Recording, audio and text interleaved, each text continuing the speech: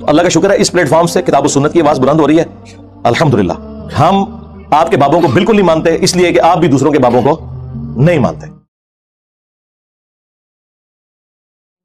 ایک full toss ملی ہے تو ایک چھکا مارا جائے باؤنڈری سے باہر. وہ پیر شلوار شاہ آپ نے ویڈیو دیکھی ہوگی. یعنی ابھی تک تو ہم نے سنا تھا گھوڑے شاہ, ٹھیک ہے جی, کتے شاہ بھی ہے ایک, سید بگیاڑ شاہ, یہ اسلام آباد ہائی وے کے اوپر مزار ہے.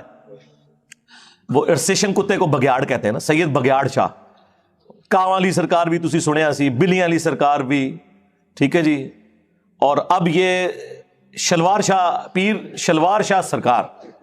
کچھ بھی ہو سکتا ہے جی پاکستان کے اندر, تو آپ کچھ بھی ایکسپیکٹ کریں. جب جہالت ہوگی تو آپ کے سامنے یہ ساری چیزیں آئیں گی. تو وہ ویڈیو آپ دیکھیں, اس ویڈیو کے اندر باقاعدہ یعنی ایک مزار کے اوپر سینکڑوں کی تعداد میں مختلف کلرز کی شلواریں لٹکی ہوئی ہیں درخت کے اوپر.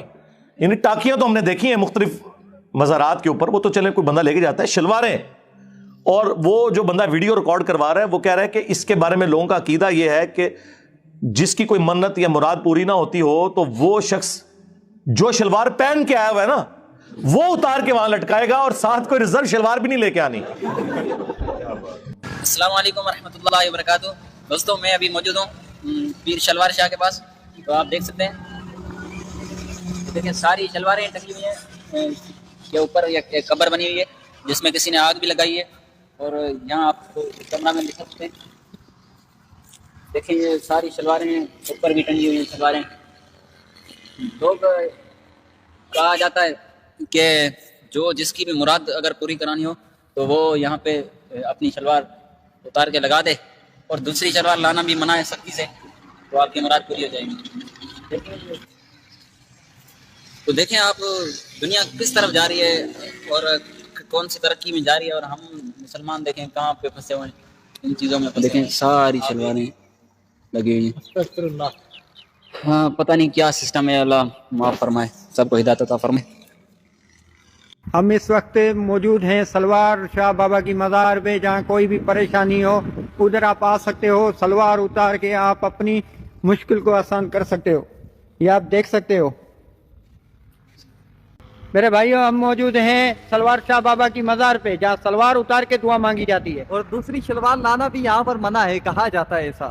یہاں آپ اندر دیکھ سکتے ہو دربار, یہاں آگے لگی پڑی سلواریں جلائی جا چکی ہے. اندازہ کریں ان لوگوں کا یعنی ذہن کی پستی کا لیول, حالت دیکھیں ان کی. اچھا اب یہ جب ہم باتیں کریں گے نا تو وہ کہیں گے نہیں نہیں نہیں یہ تو جعلی پیر ہے. اصلی کیڑے نے, اصلی بھی چندے کھا رہے ہیں, استحصال کر رہے ہیں غریبوں کا, کوئی محنت مزدوری نہیں کرتے, لوگوں کے چندوں کے اوپر پلتے ہیں. کون سے اصلی ہیں؟ اللہ سے ڈر جائیں. یہ ایک پورا کاروبار ہے جو چل رہا ہے. اور پھر اسی مزار کے اوپر کچھ شلواروں کو آگ بھی لگائی ہوئی تھی انہوں نے. ظاہر ہے کہ وہ اتنی زیادہ تو سنبھال نہیں سکتے, تو پھر وہ جلا دیتے ہوں گے. تو اب وہ میں جب ویڈیو مجھے ارشاد بھائی نے دکھائی تو میں دیکھ کے میں نے کہا یار یہ دیکھیں, یہ اس امت کی حالت ہے کہ جس کا امام الموحدین ہے صلی اللہ علیہ وآلہ وسلم, جس کی توحید کے بارے میں اتنی سینسٹیوٹی ہے کہ کسی اور شخصیت کی ایسی سینسٹیوٹی نہیں ہے. اور مجھے وہ حدیث یاد آ گئی جو جامعہ ترمذی کے اندر موجود ہے, مشکات میں بھی موجود ہے, سورۃ الاعراف کی آیت نمبر 138 کے کانٹیکسٹ میں, کہ نبی علیہ السلام غزوہ حنین کے موقع پر ایک جگہ سے گزرے جہاں پر ایک بہت بڑا درخت تھا جسے ذات انواد کہا جاتا تھا. اس کے اوپر مشرکین عرب اپنا اسلحہ لٹکاتے تھے تھوڑی دیر کے لیے, اور ان کا یہ عقیدہ تھا کہ جنگ میں اگر فتح پانی ہے تو یہاں پہ اپنی تلوار لٹکاؤ, جس طرح یہاں پہ وہ شلوار لٹکا رہے ہیں.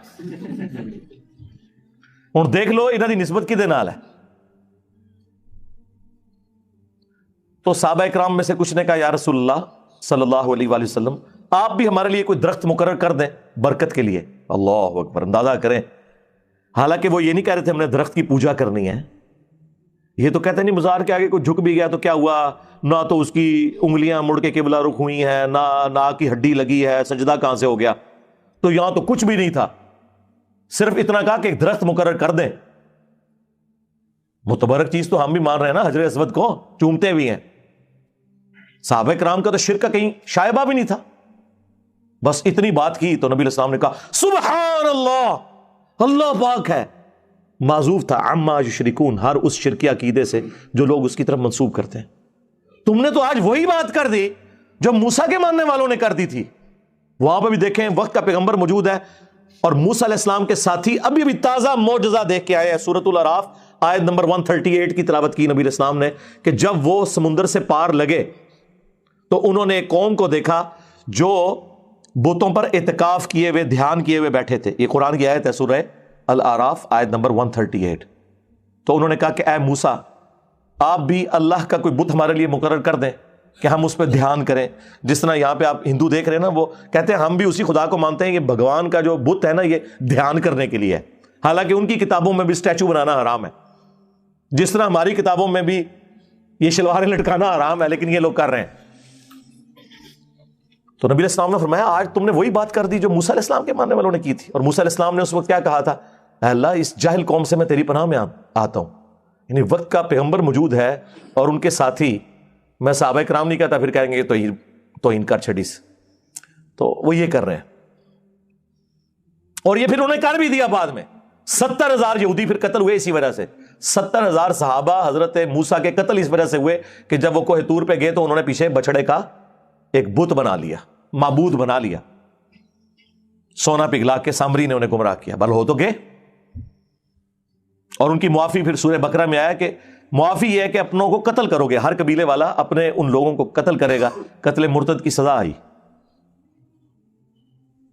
پھر نبی علیہ السلام نے اسی حدیث میں الفاظ ہیں ترمذی کے، آپ نے فرمایا کہ تم بھی اگلے لوگوں کے پیچھے چل پڑو گے، یعنی جس طرح اگلے لوگوں نے غلط کام کیے تم بھی وہی کام کرو گے۔ اور یہ جو اگلا حصہ ہے نا، یہ بخاری اور مسلم میں بھی ہے کہ اللہ کی قسم، یہاں پہ الفاظ موجود ہیں ترمذی میں، اللہ کی قسم تم بھی اگلے لوگوں کے طریقے پہ چل پڑو گے۔ اور بخاری مسلم کے الفاظ ہیں اللہ کی قسم تم بھی اگلے لوگوں کی پیروی شروع کر دو گے، قدم با قدم، بالشت بر بالشت، حتیٰ کہ ان میں سے کوئی گوہ کے سوراخ میں داخل ہوا تم بھی پیروی کرتے ہوئے یہی کام کرو گے۔ صحابہ کرام نے پوچھا یہ اگلے لوگوں سے مراد کیا یہود و نصارہ ہیں؟ آپ نے فرمایا اگر وہ نہیں مراد تو اور کون سے لوگ مراد ہیں؟ یعنی نبی علیہ السلام نے پہلے ہی فرما دیا کہ جو اگلی امتوں میں شرکیہ عقائد اور نظریات تھے اس درجے میں تو نہیں، لیکن اس کے قریب قریب اس امت میں بھی آ جائیں گے، اور وہ ہم دیکھ رہے ہیں اپنی آنکھوں سے۔ تم بھی اگلے لوگوں کی پیروی شروع کر دو گے۔ یہاں پہ دیکھ لیں کیا کچھ ہو رہا ہے۔ انہوں نے بھی اپنے مولویوں کو اپنا رب مانا ہوا تھا۔ سورہ التوبہ کی آیت نمبر 31، اتخذوا احبارہم ورہبانہم اربابا من دون اللہ، یہود و نصارہ نے اپنے علماء کو اور جوگیوں کو، راہبوں کو، صوفیوں کو اپنا رب مان لیا تھا اللہ کے مقابلے پر۔ اور اسی آیت کے کانٹیکسٹ میں ایک حدیث ہے جامعہ ترمذی کے اندر جو شاہ ولی اللہ دہلوی نے حجت اللہ البالغہ میں تقلید کے خلاف کوٹ کی ہے، کہ عدی ابن حاتم رضی اللہ تعالیٰ عنہ مسلمان ہوئے، جو مشہور فیاض حاتم تائی کے بیٹے تھے، پہلے نصرانی تھے، تو کہنے لگے یا رسول اللہ قرآن میں ایک آیت ایسی ہے جو مجھے کھٹکتی ہے، مجھے اس کا فہم سمجھ نہیں آیا، کیونکہ میں خود نصرانی تھا، ہم نے تو کبھی اپنے علماء اور بزرگوں کی پرستش نہیں کی تھی۔ تو آپ صلی اللہ علیہ وآلہ وسلم نے فرمایا کہ کیا تم اپنے علماء اور جوگیوں، صوفیوں، راہبوں کے کہنے کے اوپر اللہ کی حلال کردہ چیز کو حرام اور حرام کردہ کو حلال نہیں ٹھہرا لیتے تھے ان کے فتووں کے اوپر؟ تو انہوں نے کہا ایسا ہی تھا یا رسول اللہ۔ تو فرمایا یہی تو ان کو رب بنانا ہے۔ اب اس سے کیا مسئلہ کلیئر ہوا کہ قرآن و سنت کے دلائل کے مقابلے پر آپ نے بزرگوں کی بات نہیں ماننی، ورنہ آپ انہیں خدا مانے ہوئے ہیں، کیونکہ شریعت کا کسٹوڈین تو خدا ہے، یا اس کے بہاف پہ اس کا پروفٹ ہے صلی اللہ علیہ وآلہ وسلم۔ اور دوسرا یہ بھی پتا چلا جی جو آپ کو کہانیاں کراتے ہیں نا، علماء سے پوچھ پوچھ کے چلیں۔ اللہ تعالیٰ کے محبوب علیہ السلام کیا فرما رہے ہیں کہ علماء جو فرما رہے ہیں نا وہ قرآن و سنت سے پوچھ پوچھ کے چلنا ہے، کیا مولوی صحیح ہے کہنا کہ نہیں؟ آگے سے تو ادیب نے حاتم کو چاہیے تھا نا کہ یا رسول اللہ میں کوئی عالم دین تو نہیں تھا اس وقت، میں کیسے دیکھتا، یہ تو علماء کا کام ہے. اس کا مطلب مولوی جو بتائیں ریفرنس چیک کرنا ہے، یہی تو ہم کہہ رہے ہیں. ہاں کہ مرنے سے پہلے اے مسلمان کر لے اس پہ غور، کتابوں کا خدا اور ہے بابوں کا خدا اور. یہ اللہ کے نبی خود فرما رہے ہیں کہ اے ادیب نے حاتم تجھے کر لینا چاہیے تھا غور کہ کتابوں میں کیا نازل ہوا ہے اور بابے تیرے کچھ اور کہہ رہے ہیں. ایتونی بکتاب من قبل ھذا او اثارۃ من علم ان کنتم صادقین. اے نبی ان سے فرماؤ اگر قرآن کو نہیں مانتے، لاؤ جو تمہارے پاس کوئی کتابیں موجود ہیں نا ان میں سے مجھے بتا دو کوئی اس قسم کے شرکی عقائد اس میں لکھے ہوں یا انبیاء کے آثار، کوئی احادیث چلتی ہوں، سنت کا علم ہو، اگر تم سچے ہو. ایتونی بکتاب من قبل ھذا، کتاب کا ذکر بھی آ گیا، او اثارۃ من علم، اور علم کے آثار، کتاب بھی اور علم بھی. اسی کو میں نے علمی کتابی کر دیا کہ نام بابی، نام بابی میں ہوں مسلم علمی کتابی. کہنا کتنے لکھا ہے جی؟ سورہ احقاف میں لکھا ہوا ہے. یہ کہاں لکھا ہوا ہے کہ جی مرنے سے پہلے اے مسلمان کر لے اس پہ غور، کتابوں کا خدا اور ہے بابوں کا خدا اور. جی جامع ترمذی میں حدیث موجود ہے، آؤ نا داڑھ تلے. ہاں ویسے تو آپ کہتے ہیں جی دیکھیں جی ڈاکٹر اقبال نے تو حدیث کا ترجمہ کر دیا شعر کے اندر. وہ زمانے میں معزز تھے مسلمان ہو کر اور تم خوار ہوئے تارک قرآن ہو کر. یہ ترجمہ ہے مسلم شریف کی اس حدیث کا جو مشکات میں بھی ہے کہ اللہ تعالیٰ اس کتاب کی وجہ سے قوموں کو عروج دے گا اور اس کی وجہ سے زوال پذیر کرے گا. مستقبل کی خبر تھی لیکن ڈاکٹر اقبال کے زمانے میں یہ سب کچھ ہو چکا تھا، انہوں نے اسے ماضی بنا دیا. وہ زمانے میں معزز تھے مسلمان ہو کر تم خوار ہوئے تارک قرآن ہو کر. تو سرکار ڈاکٹر اقبال جو حدیث ترجمہ کرتا ہے انجینئر صاحب نہیں کر سکتے؟ میرے دیکھ لیں یہ سارے جتنے اشعار اور سلوگن ہیں یہ احادیث کے ترجمے ہیں. یہ ادیب نے حاتم کی جو حدیث اتخذوا احبارہم ورہبانہم اربابا من دون اللہ، یہ اس کا ترجمہ ہے کہ مرنے سے پہلے اے مسلمان کر لے اس پہ غور، کتابوں کا خدا اور ہے بابوں کا خدا اور. اگرچہ بابے اسی خدا کو مانتے ہیں لیکن ان کوالٹیز کے ساتھ نہیں مانتے جو کتابوں کے اندر آئی ہیں. اور نہ میں وابی نہ میں بابی، میں ہوں مسلم علمی کتابی. کہتے ہیں علمی کتابی وہی وہ اس کی صفت ہے ہم مسلم ہیں. علمی کتابی اس لیے کہتے ہیں کہ قرآن میں ہے ایتونی بکتاب من قبل ھذا او اثارۃ من علم. اور المستدرک للحاکم میں حدیث ہے، اپنے بعد دو چیزیں چھوڑ کے جا رہا ہوں، قرآن اور تمہارے نبی کی سنت. تو کتابوں کے حوالے حضور کر کے گئے ہیں صلی اللہ علیہ وآلہ وسلم. اور غدیر خم پہ صحیح مسلم میں 4 احادیث ہیں. قرآن کو پکڑ لینا، اس میں ہدایت ہے، نور ہے، یہ اللہ کی رسی ہے، جو اسے پکڑے گا ہدایت پہ ہوگا، جو چھوڑ دے گا گمراہ ہو جائے گا. اور دوسری بھاری چیز میرے اہل البیت ہے، ان کے معاملے میں تمہیں اللہ کا خوف دلاتا ہوں. یہ جملہ 3 دفعہ آپ نے ریپیٹ کیا. اللہ کے فضل سے اس پلیٹ فارم سے توحید بھی قرآن کی بیان ہو رہی ہے اور اہل البیت کا بھی دفاع ہو رہا ہے. باقی سب نے ٹکڑوں میں دین لیا ہوا ہے. کل حزب بما لدیہم فرحون، ہر فرقہ خوش ہے جو اس نے ٹکڑے کا دین لیا ہوا ہے. یہاں پہ ٹوٹیلٹی میں دین بیان ہو رہا ہے. اہل حدیث نے توحید بیان کی قرآن والی، اہل بیت پہ آگے ان کی موت ہو گئی. اہل تشیع نے اہل بیت کا دفاع کیا، اگرچہ اس میں غلو بھی کیا لیکن دفاع تو کیا، لیکن توحید کے معاملے میں آگے موت ہو گئی. اہل البیت کے ساتھ وہ عقیدے منسوب کر دیے جو اللہ کا حق تھا. یہ وہ پلیٹ فارم ہے جہاں پہ کبھی ریڈ لائن کراس نہیں ہوتی. ہاں توحید گج بج کے بیان ہوگی اور اہل البیت کا بھی دفاع ہوگا لیکن کوئی ریڈ لائن کراس نہیں ہوگی اللہ کے فضل سے الحمدللہ. تو وہ مجھے وہ شلوار شاہ سے یاد آیا کہ وہ شلواریں لٹکا رہے ہیں اور نبی علیہ السلام نے تو کوئی درخت مقرر نہیں کیا. آپ نے فرمایا کہ تم نے تو آج وہی بات کر دی جو موسیٰ علیہ السلام کے ماننے والوں نے کر دی تھی. تو نبی علیہ السلام کی آپ احتیاط کا لیول دیکھیں. آپ علیہ السلام نے اس درخت مقرر کرنے کو یعنی شرک کے ساتھ تشبیہ دے دیا. اس کو تو چھوڑ دیں، رسول اللہ نے اپنی قبر کے بارے میں فرمایا ہے. مسند احمد میں حدیث ہے، اللہم لا تجعل قبری وثنا یعبد، اے اللہ میری قبر کو وہ بت نہ بننے دینا کہ لوگ اس کی عبادت شروع کر دیں. رسول اللہ نے اپنی قبر کو بت کہہ دیا. ہمارے لیے تو اس پلانٹ ارتھ پہ رسول اللہ کی قبر مبارک سے زیادہ کوئی عزت اور احترام والی جگہ نہیں ہے، کوئی دنیا کی قبر اس کا مقابلہ نہیں کرتی. لیکن نبی علیہ السلام فرما رہے ہیں اگر اس کے ساتھ بھی کوئی عقیدہ منسوب کرو گے تو وہ شرک عقیدہ ہے.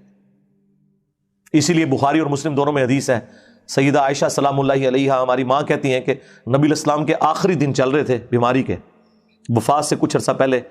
آپ کو جب تکلیف ہوتی تو آپ اپنے چہرہ مبارک سے چادر کو ہٹاتے اور بار بار ایک جملہ بولتے، لعن اللہ الیہود والنصارى، اتخذوا قبور انبیاءہم مساجدہ، اللہ کی لعنت ہو یہود و نصارہ پر جنہوں نے اپنے نبیوں کی قبروں کو سجدہ گاہ بنا لیا تھا۔